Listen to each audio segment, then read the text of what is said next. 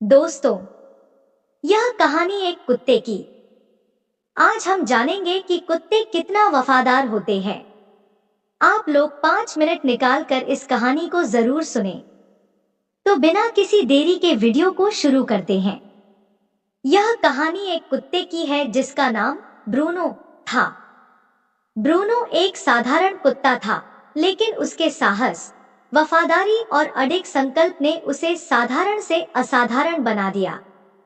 यह कहानी उस समय की है जब ब्रूनो सिर्फ एक छोटे से गांव में रहता था, जहां ज्यादातर लोग खेती करके अपनी आजीविका चलाते थे। यह गांव सुंदर, शांत और प्रकृति से भरपूर था, लेकिन इसकी सीमा पर एक घना जंगल भी था, जिसमें जंगली जानवरों का बसेरा था। गांव के लोग उस जंगल में जाने से डरते थे, क्योंकि वहां भालू, बाघ और तेंदुए जैसे खतरनाक जानवर रहते थे। गांव में एक मान्यता थी कि जो भी जंगल के भीतर गया, वह वापस नहीं लौटता। ब्रूनो एक किसान के परिवार का हिस्सा था।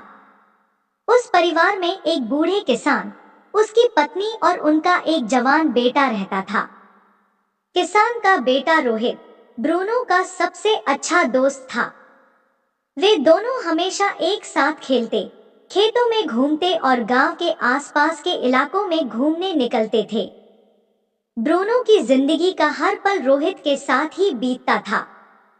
वह दिन रात रोहित के साथ रहता, उसकी हर बात मानता और उसे किसी भी संकट से बचाने के लिए हमेशा तैयार रहता था। एक दिन की बात है, जब रोहित और ब्रूनो गांव के पास की नदी के किनारे खेलने गए थे। खेलते खेलते रोहित नदी के किनारे से दूर जंगल की ओर बढ़ने लगा। जंगल की सीमा पर एक पुराना मंदिर था, जहां रोहित अक्सर खेलने जाया करता था, लेकिन इस बार वह मंदिर के आगे चला गया। ब्रूनो ने कई बार रोहित को जंगल के भीतर जाने से रोकने की कोशिश की, लेकिन रोहित ने उसकी बात नहीं मानी। उसे जंगल के भीतर जाने का लालच हो गया था, क्योंकि उसने गांव के बुजुर्गों से सुना था कि जंगल में एक प्राचीन खजाना छुपा हुआ है। उसकी जिज्ञासा उसे जंगल के भीतर खींच ले गई और ब्रूनो ने मजबूरी में उसके पीछे पीछे चलना शुरू किया। जंगल के भीतर प्रवेश करते ही वातावरण बदल गया। चारों ओर घने पेड़, रहस्यमय आवाजें और डरावनी चुप्पी थी। रोहित धीरे धीरे जंगल के अंदर चला गया और वह महसूस करने लगा कि वह रास्ता भटक गया है। ब्रूनो यह सब देख रहा था, लेकिन उसकी आंखों में एक अजीब सा आत्मविश्वास झलक रहा था। उसे समझ में आ गया था कि अब उन्हें यहाँ से सुरक्षित बाहर निकलना होगा।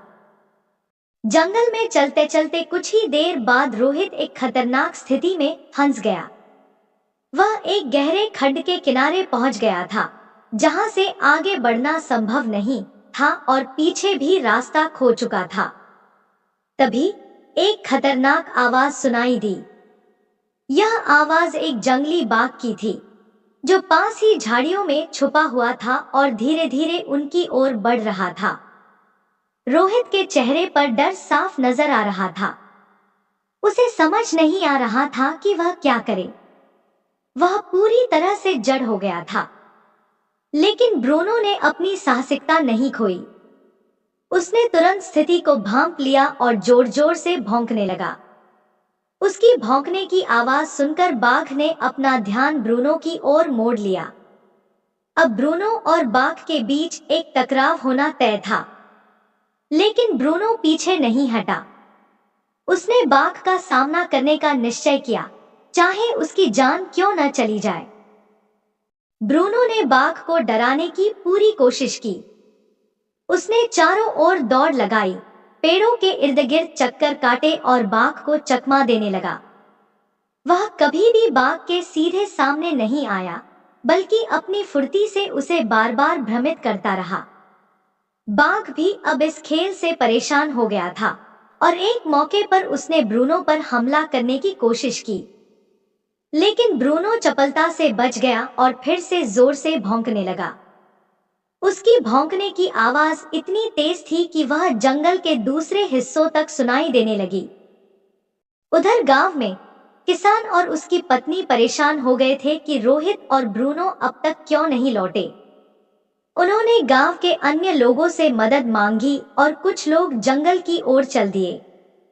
ब्रूनो की भौंकने की आवाज सुनकर गांव वाले समझ गए कि कुछ गलत हो रहा है। वे तुरंत आवाज की दिशा में भागे और कुछ ही समय में वे उस स्थान पर पहुंच गए जहां रोहित और ब्रूनो फंसे हुए थे। गांव वालों ने बाघ को देखकर शोर मचाना शुरू किया और डंडों से उसे डराने की कोशिश की। आखिरकार गांव वालों के प्रयासों और ब्रूनो की बहादुरी के चलते बाघ जंगल में वापस भाग गया। रोहित और ब्रूनो सुरक्षित थे और गांव के लोग ब्रूनो की बहादुरी को देख हैरान थे। सभी ने उसकी प्रशंसा की और उसे गांव का हीरो मान लिया।